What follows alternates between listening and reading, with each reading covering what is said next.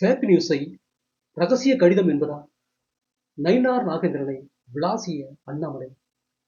பியூஷ் கோயல் ஏற்படுத்திய புதிய பரபரப்பு. வணக்கம் நண்பர்களே. தமிழக பாஜகவோட முன்னாள் தலைவரான அண்ணாமலை தான் சட்டமன்ற தேர்தலில் போட்டியிடப் போவதிலேயே ஏற்கனவே டெல்லி மேலிடத்துக்கு கடிதம் எழுதி தெரிவிச்சுவிட்டார். அதோடு மட்டுமல்லாமல் எல்முருகன், நயினார் நாகேந்திரன் 2 பேரும் எடப்பாடியிடம் வாங்கிய 27 தொகுதிகளுமே பாஜகவுக்கு எதிரான தொகுதிகள் என்பதையும் அவர் வெளிப்படையாகவே சொல்லிவிட்டார். இதனால அவர்கள் 2 பேர் மீதும் பாஜக வட்டாரங்கள் விமர்சனங்கள் எழுந்திருக்கு.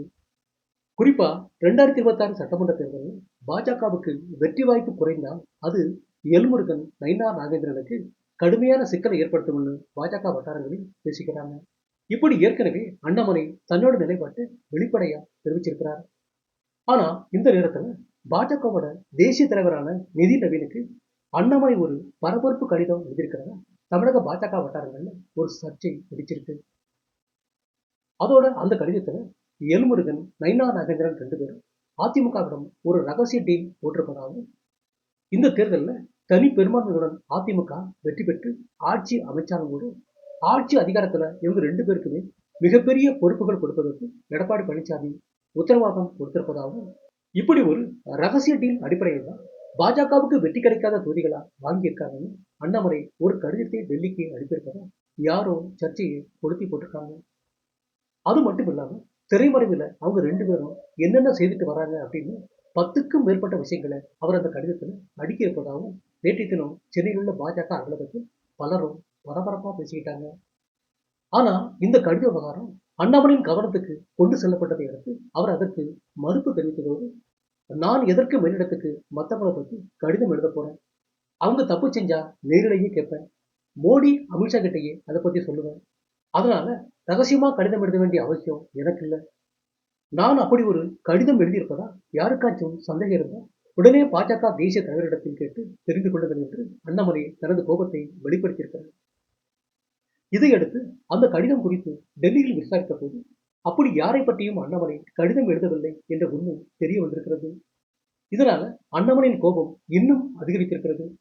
யாரோ விசமிகள் சோசியல் மீடியாவில் நான் எழுதியது போன்று கடிதம் எழுதி ஃபேக் நியூஸ் வெளியிட்டால் அதை வைத்து நீங்கள் எல்லாம் ஆலோசனை நடத்துவீங்களா? பாஜக என்பது ஒரு தேசிய கட்சி, அதனால இது போல நான் கடிதம் எழுதியிருந்தால் தமிழக பாஜகவின் மாநில தலைவராக இருக்கும் நயினார் நாகேந்திரன் அது குறித்து உடனடியா டெல்லியில் விசாரிச்சிருக்க வேண்டாமா? யார் என்ன சொன்னாலும் அதை அப்படியே நம்பி எனக்கு எதிராக கருத்துக்களை இவர்கள் வெளியிடுவார்களா என்று அண்ணாமலை தனது ரியாக்ஷனை கடுமையா வெளிப்படுத்தியிருக்கிறார். அடுத்த அப்டேட்.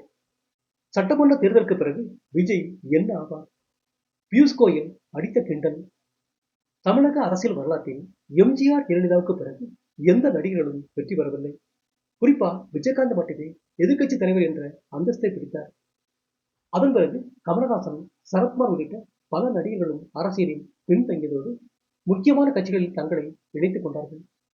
இந்த நேரத்தில் விஜய் நான் அடுத்த எம்ஜிஆரா போகிறேன் என்று சொல்லி அரசியல் கோதாவில் குதித்திருக்கிறார். ஆனால் விஜயால் தேர்தலில் டெபாசிட் கூட வாங்க முடியாது என்கிற சர்வே முடிவுகள் தொடர்ந்து வெளியாகிட்டு வருது. இந்த நேரத்தில் மத்திய அமைச்சர் பியூஷ் கோயல் விஜயின் அரசியல் குறித்து ஒரு கருத்து கூறியிருக்கிறார்.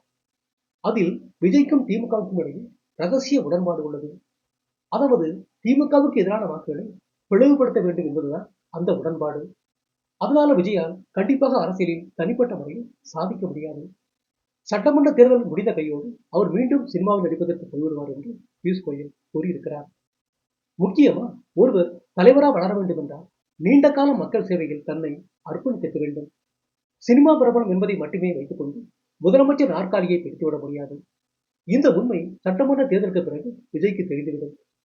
அப்படி தெரிந்த பிறகு மீண்டும் சினிமாவில் நடிக்க போய்விடுவார் என்று விஜய் பற்றி தன்னுடைய கருத்தை பதிவு செய்திருக்கிறார் பியூஷ் கோயல்.